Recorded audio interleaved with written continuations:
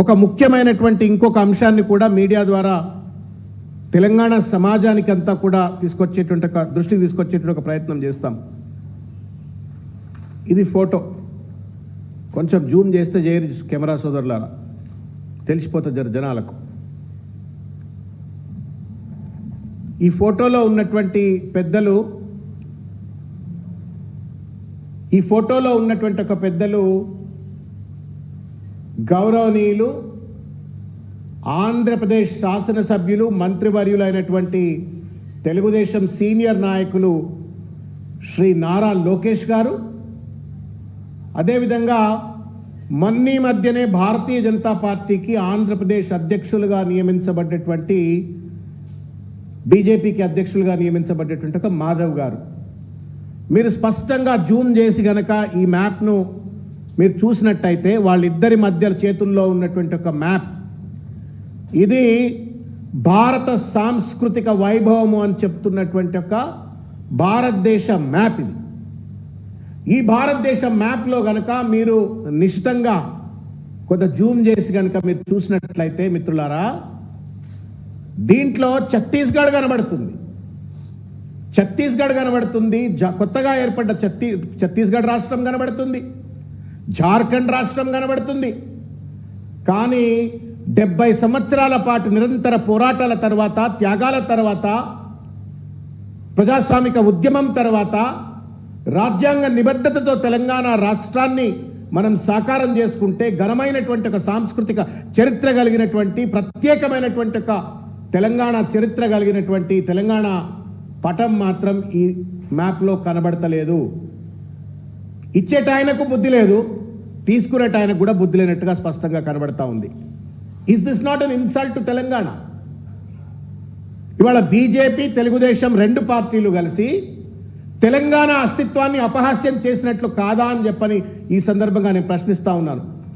ఎవరో కింది స్థాయి తెలుగుదేశం కార్యకర్తనో లేకపోతే భారతీయ జనతా పార్టీ కింది స్థాయి కార్యకర్తనో గనక ఆంధ్రప్రదేశ్ రాష్ట్రానికి చెందినవారైనా ఒకవేళ ఈ పటాన్ని గనక వాళ్ళ చేతుల్లో పట్టుకొని గనక ఫోటోలు దిగి ఉంటే బహుశా అంత బాధ కలిగి ఉండేది కాదు.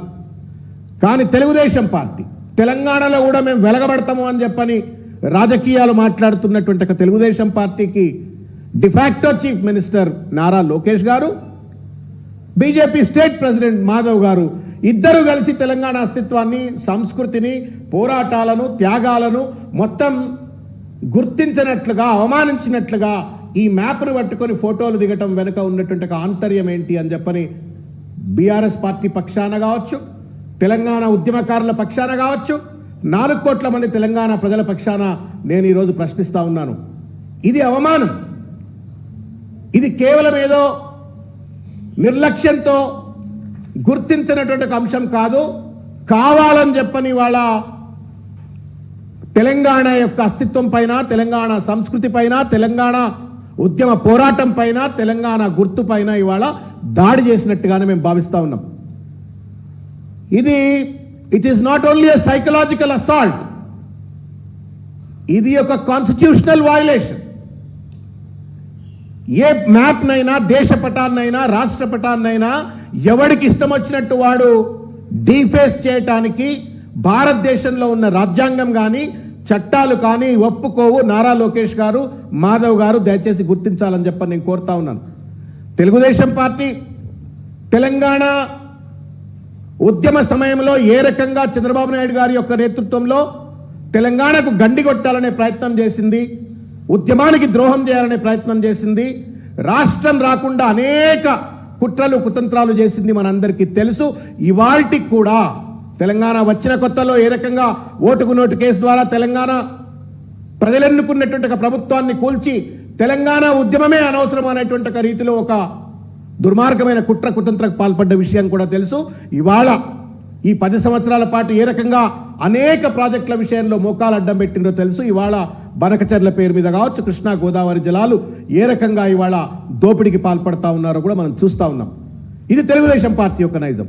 మరి భారతీయ జనతా పార్టీ ఒక జాతీయ పార్టీ, మేము కూడా తెలంగాణ ఇవ్వడంలో తోడ్పడ్డము అని చెప్పని చెప్పుకునేటువంటి ఒక తెలంగాణ నాయకులు ఇవాళ ఏం సమాధానం చెప్తారు, మాధవ్ గారిని ఏ రకంగా నిలదీస్తారు అని చెప్పని వాళ్ళు నేను ప్రశ్నిస్తా ఉన్నాను. బాధ కలిగించే అంశం.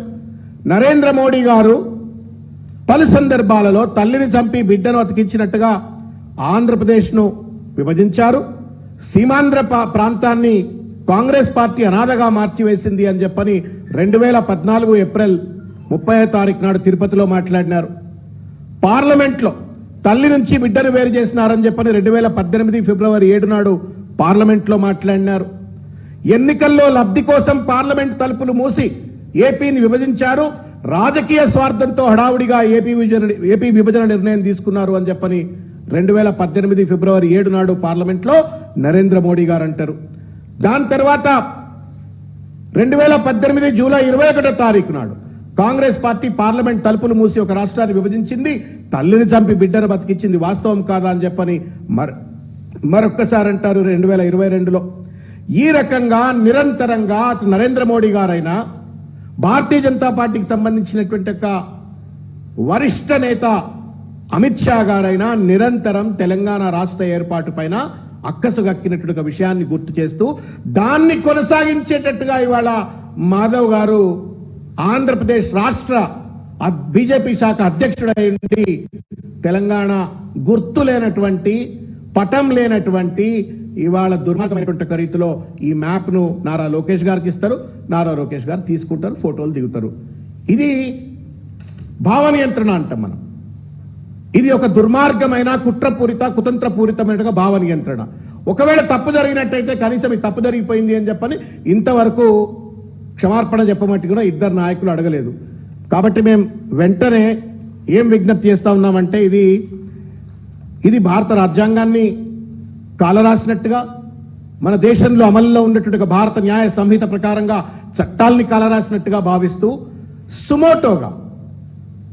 సుమోటోగానైనా సరే ఇవాళ డైరెక్టర్ జనరల్ ఆఫ్ పోలీస్ గారు కావచ్చు, లేకపోతే హోంశాఖ మంత్రి ఎవరైతే ఇవాళ ముఖ్యమంత్రి రేవంత్ రెడ్డి గారు ఉన్నారో వారైనా వెంటనే చొరవ తీసుకొని ఈ రకంగా తెలంగాణ అస్తిత్వం పైన, సంస్కృతి పైన, తెలంగాణ ఐడెంటిటీ అండ్ ఎగ్జిస్టెన్స్ పైన దాడి చేసినటువంటి వీళ్ళిద్దరి పైన కూడా సుమోటోగా కేసులు పెట్టాలా అని చెప్పని ఈ సందర్భంగా నేను డిమాండ్ చేస్తా ఉన్నాను.